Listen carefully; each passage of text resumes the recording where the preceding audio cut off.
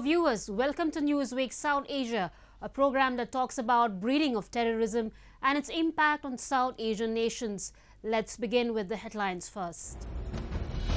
Pak terrorist captured along LOC exposes Pakistan on camera.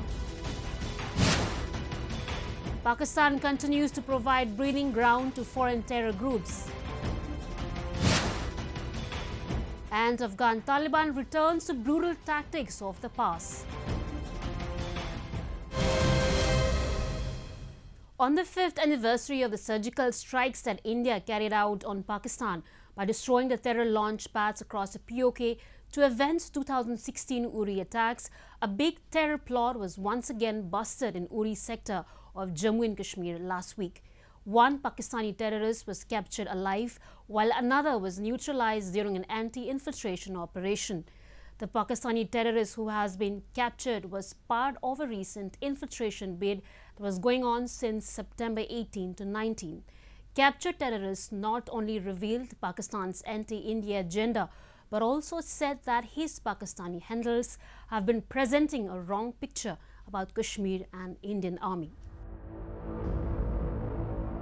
In a bid to create unrest in the Kashmir Valley, Pakistan is consistently making efforts to infiltrate terrorists into the Indian territory. During a counter-infiltration operation, the Indian security forces recently captured Ali Babar Patra, a 19-year-old Pakistani terrorist in the Uri sector of Jammu and Kashmir.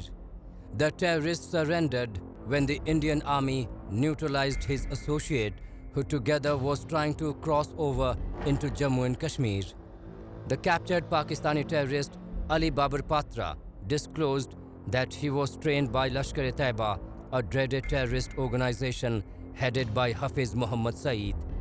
At a live press conference, Babar made several big revelations, including details of his terror training in which the Pakistan Army and ISI was also involved. The security forces also recovered a huge cache of arms and ammunition during an operation. That there has been a lot of movement in the launch pad across line of control. You would recall that their infiltration attempt has also been made on 18th when 3 terrorists were neutralized in the neighboring area. Now it shows the desperation of Pakistan when he sees that the peace and stability in Kashmir is something that is not to Pakistan's liking. So there is desperation to send in terrorists to create disturbance and some kind of a sensational strike. In last 7 days, 7 terrorists have been neutralized and 1 terrorist has been apprehended, and 5 of these neutralizations have taken place along the line of control. Terrorism remains a proxy tool by Pakistan to wage a war against India. The infiltration attempts by Pakistan-based terrorists into the Indian territory have intensified ever since New Delhi revoked the special status of Jammu and Kashmir in 2019. The Pakistan Army and spy agencies, the ISI and military intelligence are using various terror groups along with a network of madrasas to exploit the poor and unemployed youth and train them to launch jihad against India. Several religious schools in Pakistan recruit boys as young as 8 and indoctrinate them into jihadi philosophy and send them to terrorist training camps to fight for Islam. Terror groups also offer cash payment to compensate their family for the so-called sacrifice to Islam. Captured terrorist Ali Babar also revealed that during training, the Pakistan Army and Lashkar-e-Taiba gave him around 50,000 Pakistani rupees, approximately $300 to join the group. The terrorist also exposed the nexus of Pakistani military and ISI with the terror organizations that are planning to carry out attacks into India. Similar revelations were made earlier by Lashkar-e-Taiba terrorist Ajmal Kasab, who was captured during the 2008 Mumbai terrorist attacks. With Ali Babar's arrest and recent confession, Pakistan's blatant role in supporting terrorism to fulfill its nefarious agendas against India has been exposed once again. तो उधर एक आसमान में लड़का था जिसके साथ मैं कॉन्टैक्ट हुआ था, बात की थी, तो उसके साथ वो लश्कर-ए-तैयबा के लिए 22 साल के लिए लड़के इकट्ठे करता था, काम करता था। तो मुझे नहीं पता था, तो उसने मेरे साथ बात की, कोई पैसे ज़रूरत थी, तो उसने पैसे भी दी, 20,000 रुपया दिया, तो मुझे बोला कि आपने जहाँ पे जा रहा हूँ, तो मैंने ठीक। उसने मुझे 20,000 रुपया दिया, 20,000 रुपया मैंने घर भेज दिया। उसके बाद मुझे उसने ISA के हवाले किया। ISA ने मुझे पाकिस्तान आर्मी का ट्रेनिंग सेंटर वो लश्कर-ए-तैयबा गड़ी बिजला के पास है, उधर मुझे ट्रेनिंग दी। पाकिस्तान आर्मी के 2.5 सूबेदार था, वहाँ था, उसने ट्रेनिंग दी। ट्रेनिंग के लिए हमने एयर को जो फायर करें, फायर 32 का फायर में फायर कैसे करना, तो जैसे ट्रेनिंग करने की वजह ट्रेनिंग किया। Be it the Bleed India with 1,000 cuts or Operation to Pack, Pakistan has been making concerted efforts to wage hidden war against India using multiple methods like cross-border terrorism, drone attacks and bomb blasts. After the victory of the Taliban in Afghanistan, Pakistan has again activated terrorist groups who have been operating from its soil. However, the alert Indian security forces are ready to counter Pakistan's malicious attempts to destabilize India by using terrorists as its tool. Pakistan has gained the international reputation of being the world's foremost exporter of jihadism. With the government's knowledge and the military's support, various terrorist organizations continue to operate and raise funds inside Pakistani territory. The latest US congressional report on terrorism has also suggested that Pakistan continues to serve as a safe haven for global terrorists. A report. Pakistan has been known for its perennial support of various terrorist groups, as there are a large number of terror groups operating from its territory.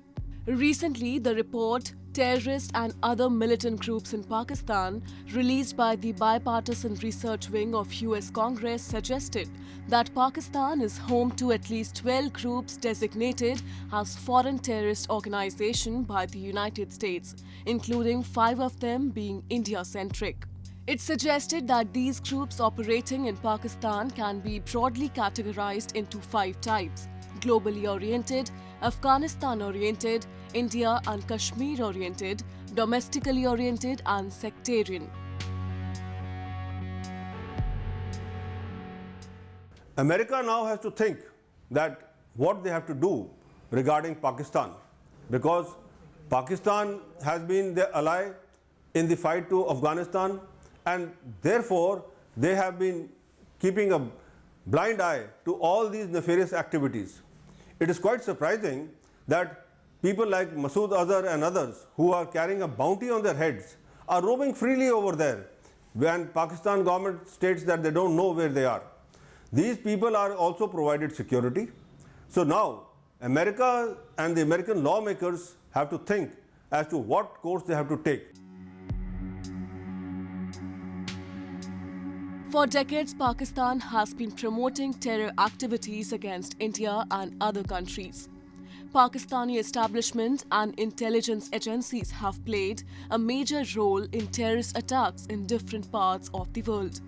The Congressional Research Service report also says that numerous armed and non-state terror groups have existed in Pakistan since the 1980s.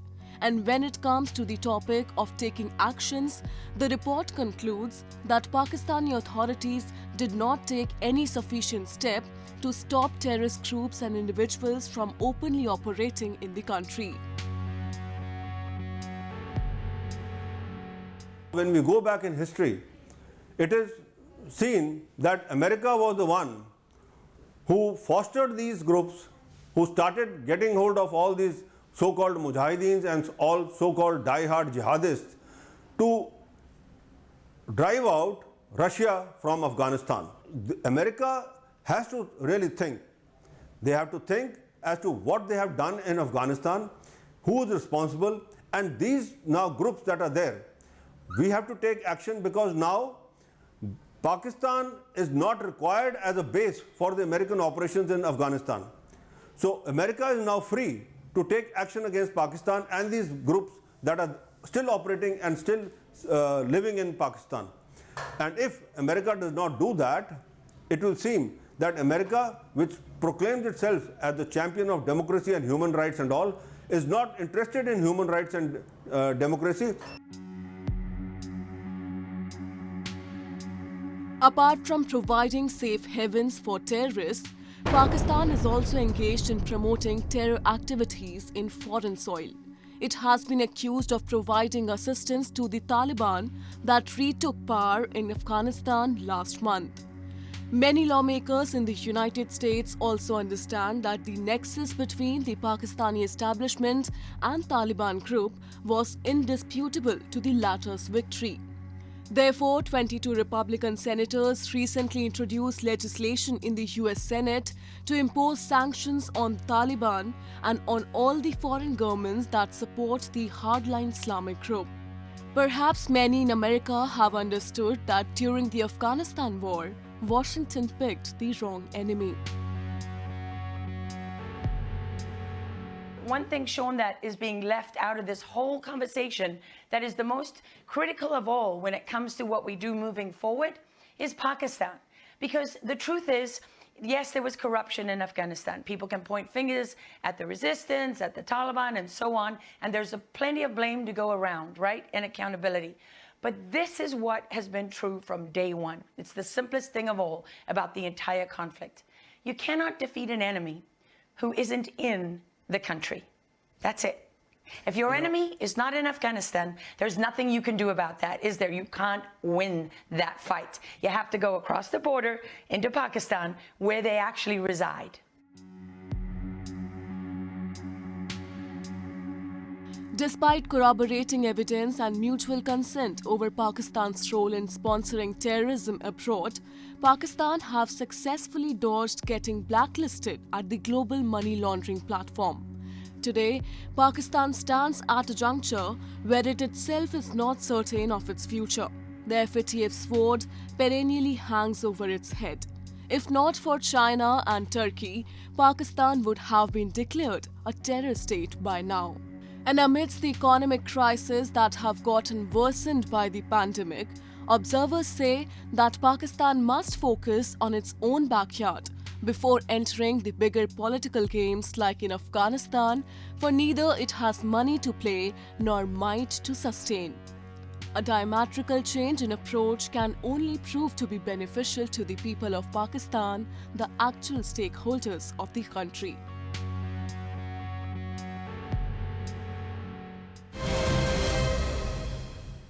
When the Taliban took over Kabul in August, they promised that things would be different.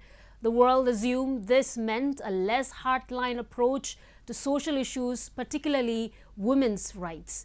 Despite PR images flooding social media, there is enough evidence that things have not really changed.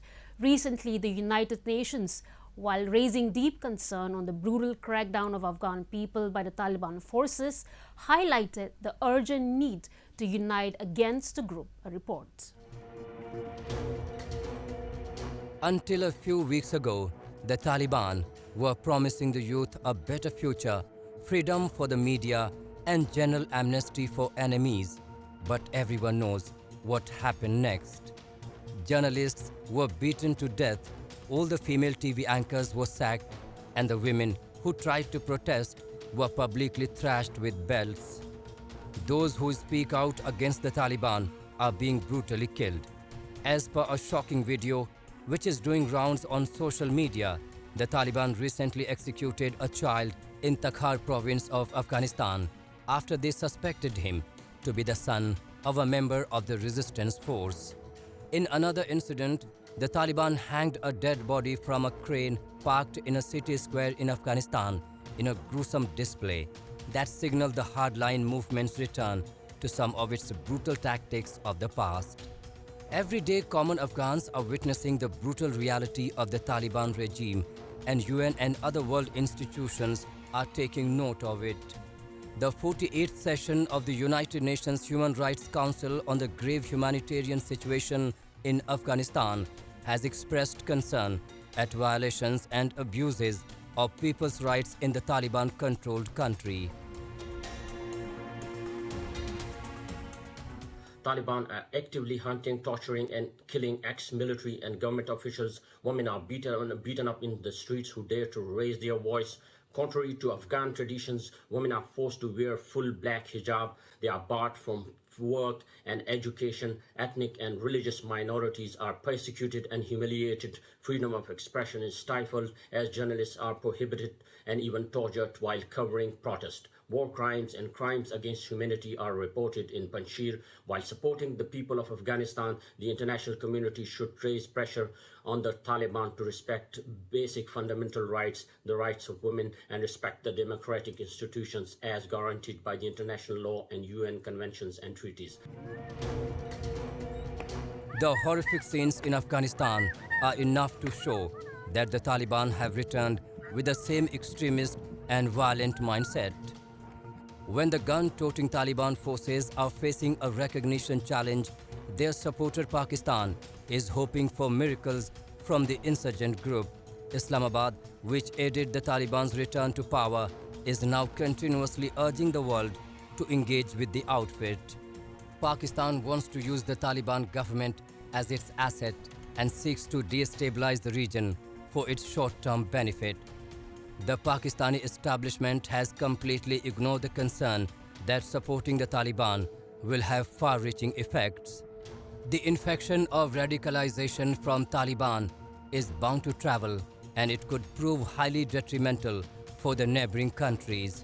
Hence, at various world forums, voices are being raised against Pakistan, while the United States has already made it clear that it will review its ties with the South Asian country in light of its double dealing. The recent UN session on Afghanistan also highlighted Pakistan's unholy alliance with the Taliban and the possible terror threats emerging from such a union. Pakistan, a state sponsor of terrorism, is supporting Afghan Taliban and other terrorist groups to destabilize the region. It will result in increased radicalization and ISIS activity in Indian Kashmir, Central Asia and Gulf. As per its latest review, seen by the Bloomberg News Agency, Pakistan saw at least 35 terror attacks in August alone, the highest since February 2017. Most of these attacks have been attributed to Tehrik-e-Taliban Pakistan, which is believed to have been encouraged by the developments next door. Therefore, Islamabad, which is advocating Taliban's move, should now introspect and reconsider its strategy. Tehrik-e-Taliban Pakistan has a stated aim to overthrow the government in Islamabad by waging a violent military campaign against the state. Islamabad should not forget that its ride on the Taliban could prove self-destructive in the long run.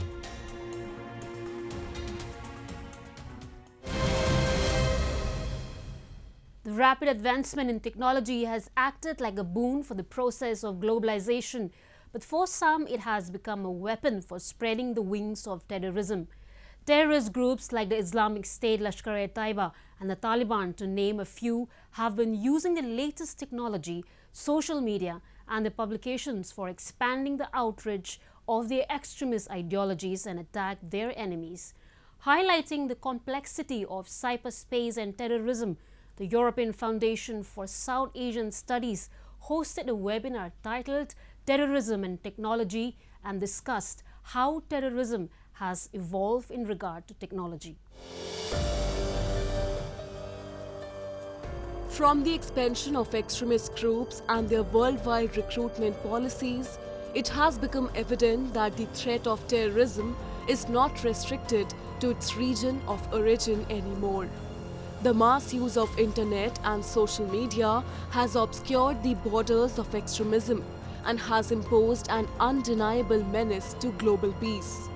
Several reports and research papers have time and again highlighted the interlink between the cyberspace, Islamist radicalization, terror financing, and to maintain mutual coordination between several organizations.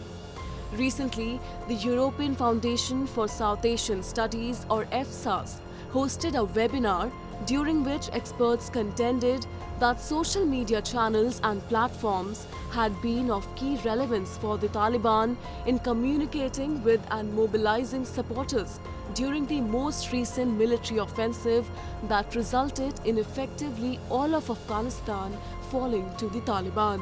WhatsApp was in particular seen as decisive for the efficient coordination of military operations. And I think one of the reasons why internet became such a key tool in Taliban's conquest in Afghanistan was that they saw the power of internet and social media in mobilizing people for their cause. Not only active participants in their so-called jihad, but also sympathizers. And this brings me to the issue of Pakistan and how people across the Durand line, some even kind of on the payroll of ISI, took part in a lot of the activities of the Taliban online. The technology of today, while impressive, is developing the tactics and techniques of future terrorist attacks. The most prescient current technology that will enable future terrorist attacks is the drone. Drones have the ability of providing standoff, which enable terrorists to conduct multiple attacks, nearly simultaneously, rapidly magnifying their overall effect. Terrorist groups like the Islamic State has already made their most technological progress in the field of drone technology. Experts examined the technological innovations on behalf of ISIS, which had started using unmanned aerial vehicle for both recording and attacking purpose, and by 2017 has been responsible for at least 121 drone attacks as well.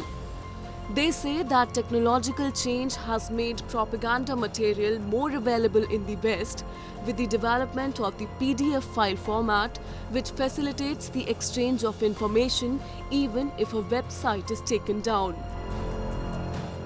Islamic State had already begun to utilize what's commonly known as drones, but technically known as UAVs, for a whole series of features in both Syria and Iraq. So carrying out reconnaissance, directing vehicles such as this in order to carry out attacks, taking them away from roadblocks, etc., and also filming both propaganda videos and indeed filming attacks.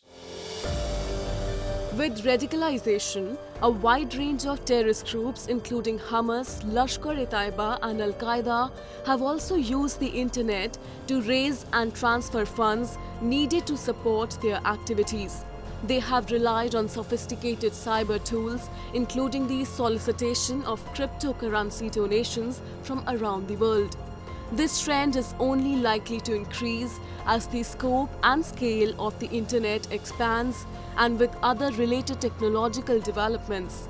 Hence, when terrorist groups do innovate with fundraising, efforts to counter the financing of terrorism must also change with the time. And with that, we come to the end of this edition of Newsweek South Asia. We will be back next week with more news, views and analysis from the subcontinent. Meanwhile, do keep writing to us at nwsa@anin.com. This is Karim Zimik signing off on behalf of the entire production team of Newsweek South Asia. Goodbye and take care.